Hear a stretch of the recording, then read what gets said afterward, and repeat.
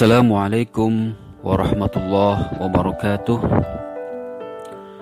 Alhamdulillah, wassalatu wassalamu ala rasulillah wa ala alihi wa sahbihi wa mawalah.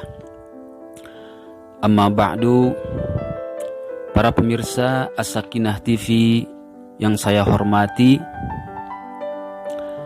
rutinitas kerja atau kesibukan sehari-hari kita terkadang bisa membuat kita kehilangan hati nurani.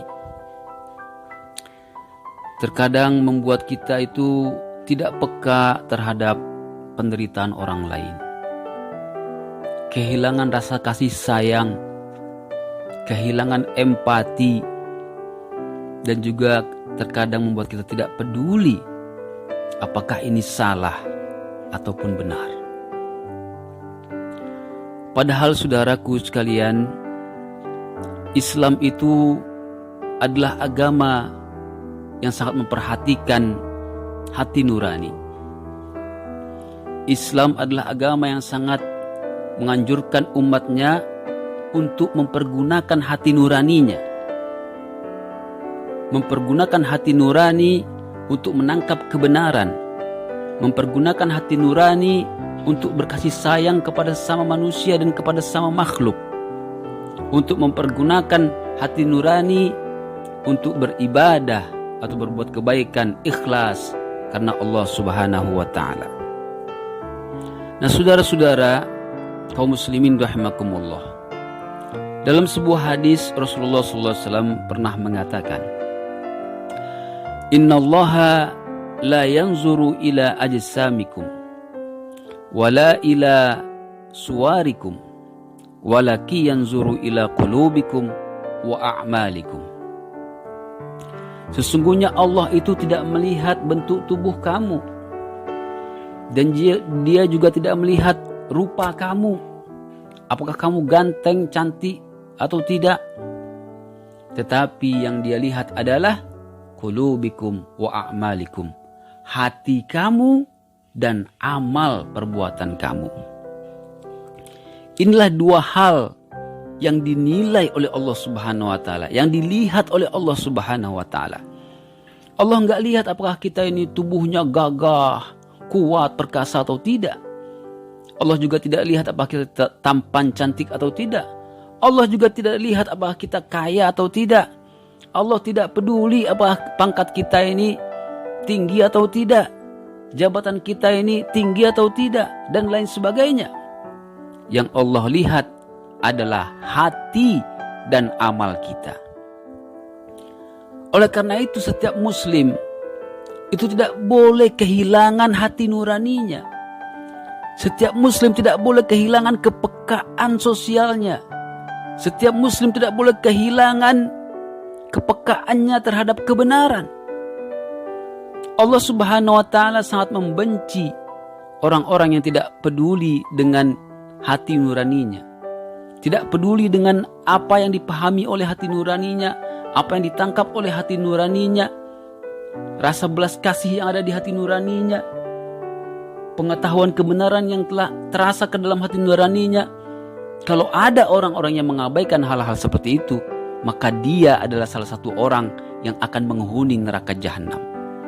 Karena dalam surat Al-A'raf ayat 179, ketika Allah menerangkan tentang penghuni neraka jahanam, Allah terangkan bahwa salah satu sifat penghuni neraka jahanam itu, atau sebabnya mereka masuk neraka jahanam itu adalah karena lahum qulubul la yafqahuna biha.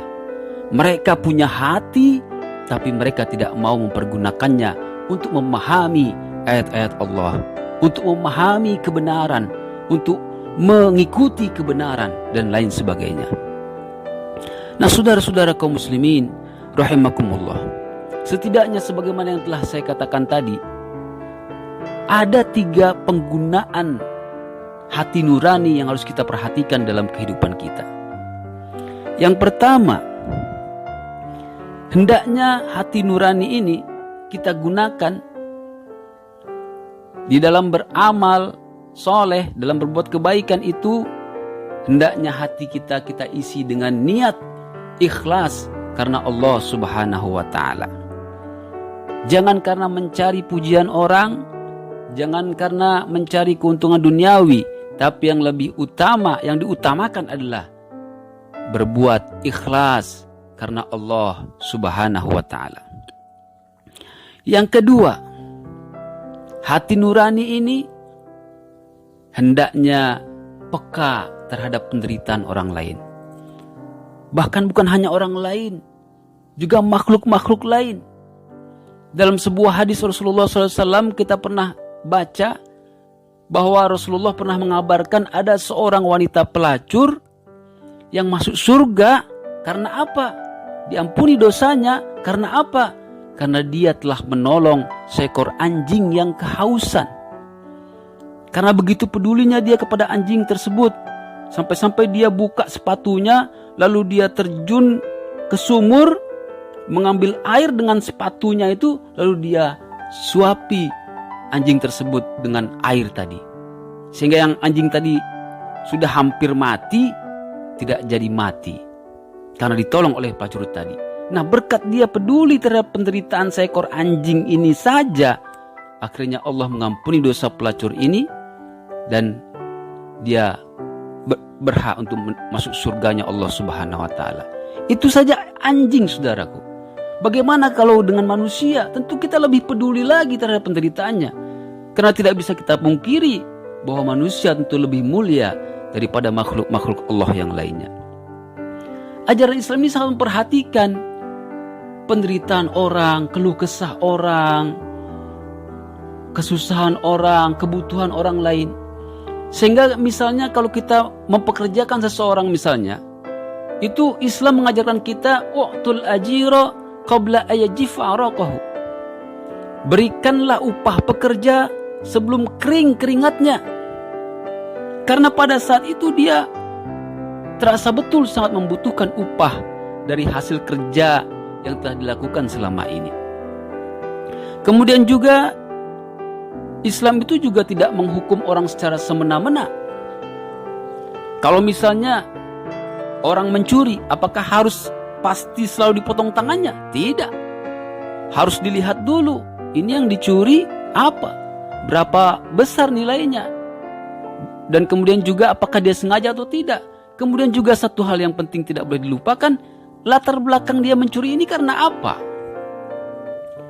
Umar bin Khattab radhiyallahu an, di zamannya pernah ada orang mencuri makanan tapi tidak dihukum oleh beliau. Kenapa? Karena ternyata orang ini mencuri memang karena faktor keterdesakan ekonominya. Dia betul-betul membutuhkan makanan itu untuk dirinya dan keluarganya, dan tidak ada orang yang menolongnya, sehingga terpaksa dia mencuri sekedar untuk memenuhi kebutuhan hidupnya saat itu. Contoh lain misalnya, ada pernah seseorang melapor kepada Rasulullah SAW. Ya Rasulullah, aku telah celaka. Celaka kenapa, kata Rasul? Aku telah berhubungan dengan istriku di siang hari bulan Ramadan, padahal itu membatalkan puasa. Kata Rasul, oh kalau begitu, sanggupkah kamu memerdekakan seorang budak? Wah, gak sanggup ya Rasul. Kalau kamu gak sanggup memerdekakan seorang budak, kamu harus berpuasa 2 bulan berturut-turut. 2 bulan berturut-turut. Jangankan 2 bulan berturut-turut ya Rasulullah. Ini puasa yang sebulan aja ini aku sudah KO sama hawa nafsuku. Oh, gak sanggup. Kalau juga gak sanggup, maka kamu harus memberikan makan kepada 60 orang fakir miskin. Sanggup? Tidak sanggup ya Rasulullah. Setelah itu laki-laki tersebut duduk, dan tidak lama kemudian kebetulan ada orang memberikan sebakul besar kurma ya kepada Rasulullah SAW. Jadi banyak kurma di situ yang mungkin mencukupi untuk memberi makan 60 orang fakir miskin.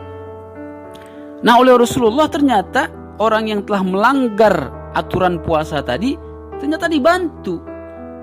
Kurma yang orang berikan kepada Rasul tadi, Rasul berikan kepada orang itu, ini silahkan kamu cari 60 orang fakir miskin, kamu berikan mereka atau kamu sedekahkan mereka dengan kurma ini. Tapi saudara, yang lebih menakjubkannya lagi, orang ini masih juga protes. Apa protesnya?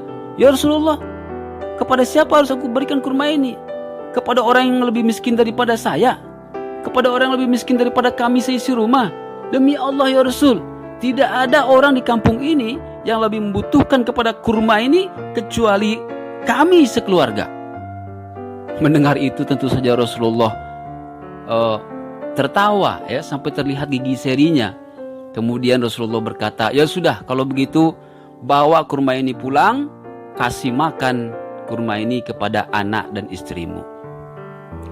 Nah saudara-saudara hadirin kaum muslimin rahimakumullah, begitulah ajaran Islam. Tidak semena-mena, tidak serta-merta menghukumi orang secara sama, tidak nggak mau tahu dengan penderitaan orang, dengan keadaan orang, tidak. Tetapi setiap orang itu dilihat kondisinya bagaimana. Ketika menghukumi seorang dilihat apa latar belakangnya, bagaimana keadaannya. Kalau sudah betul-betul memenuhi syarat, barulah orang itu akan diberikan hukuman sesuai sebagaimana mestinya. Tetapi kalau orang ini lemah, susah, tidak mampu dan lain sebagainya, maka semua itu diperhatikan oleh ajaran Islam. Nah saudara-saudara hadirin kaum muslimin rahimakumullah. Yang ketiga, hendaknya kita menggunakan hati nurani kita untuk mengetahui kebenaran, untuk memahami kebenaran dan mengikuti kebenaran. Tidak bisa kita menghukumi sesuatu tanpa peduli apakah orang ini benar atau salah. Tidak bisa kita bersikap terhadap sesuatu tanpa kita peduli mana yang benar, mana yang salah. Hati nurani ini adalah salah satu instrumen yang telah diberikan oleh Allah Subhanahu wa taala kepada kita untuk mencari kebenaran, memahami kebenaran, menerima kebenaran dan mengikuti kebenaran. Maka kalau kita tidak mau peduli dengan hal ini, kita tidak mau memahami kebenaran, tidak mau peduli mana yang benar, mana yang salah, maka Allah Subhanahu wa taala tentunya akan sangat murka kepada kita. Saudara-saudara kaum muslimin rahimakumullah. Dalam kasus-kasus hukum misalnya, ya yang namanya dunia ini terkadang ada terjadi orang yang tidak bersalah tetapi dihukum. Ada orang yang benar tetapi malah dihukum. Ada orang yang baik tetapi karena ada orang yang benci kepadanya, sementara orang yang benci kepadanya itu adalah orang yang punya kuasa atau punya harta untuk membeli segala sesuatunya, lalu orang yang baik ini akhirnya dihukum demi memuaskan nafsu daripada orang yang membencinya, yang punya kekuasaan ataupun kekayaan tadi. Ini tentu saja perbuatan tidak bisa dibenarkan.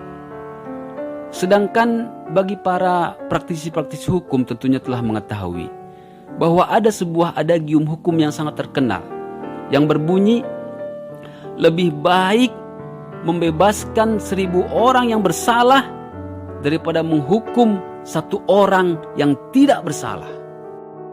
Artinya ketika kita ragu apakah ini orang salah atau tidak, itu jangan kita memutuskan hukum kepada orang tersebut.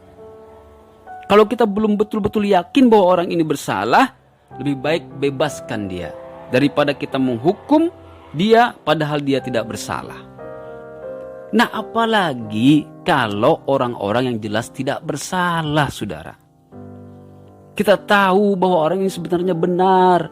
Orang ini sebetulnya membela yang benar, memperjuangkan yang benar. Orang ini berada di pihak yang benar, tapi dia lemah.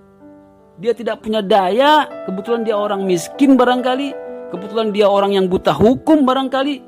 Sementara lawannya, pihak yang menggugatnya, itu orang yang punya duit, orang yang punya kuasa, dekat dengan kekuasaan. Lalu akhirnya hukum berpihak kepada orang yang berkuasa tadi. Orang yang benar ini akhirnya dihukum demi memuaskan hawa nafsu orang-orang yang sebenarnya bersalah. Tentu ini adalah sebuah dosa besar, saudaraku. Menghukum orang yang jelas-jelas benar, orang yang baik, orang yang betul, hanya demi kepentingan orang-orang yang punya uang ataupun punya kuasa. Nah, oleh karena itu saudara-saudara kaum muslimin rahimakumullah, marilah dalam kesempatan kali ini saya mengajak kepada kita semua, apapun profesi kita, siapapun kita, apapun pekerjaan kita, maka coba kita koreksi diri kita sekarang. Apakah kita masih memperdulikan hati nurani kita? Apakah kita masih peduli dengan kebenaran dan kesalahan? Atau kita sudah buta sama sekali, tidak mau tahu mana yang benar, mana yang salah. Yang penting kita dapat keuntungan dunia, yang penting kita dapat jabatan, walaupun hal-hal yang salah kita lakukan. Walaupun orang-orang yang benar kita korbankan, walaupun orang-orang yang baik yang kita hancurkan. Jangan seperti itu saudaraku, karena hidup ini adalah sebuah ujian. Hidup ini hanya sementara. Segala apa yang kita perbuat sekarang ini nanti harus dipertanggungjawabkan kepada Allah Subhanahu wa taala.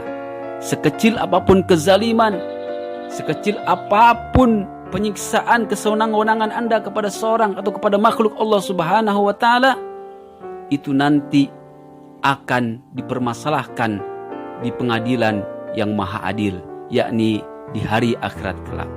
Karena itu pakailah hati nurani Anda, jangan tinggalkan hati nurani Anda. Jangan Anda merasa tidak peduli terhadap kesusahan orang lain.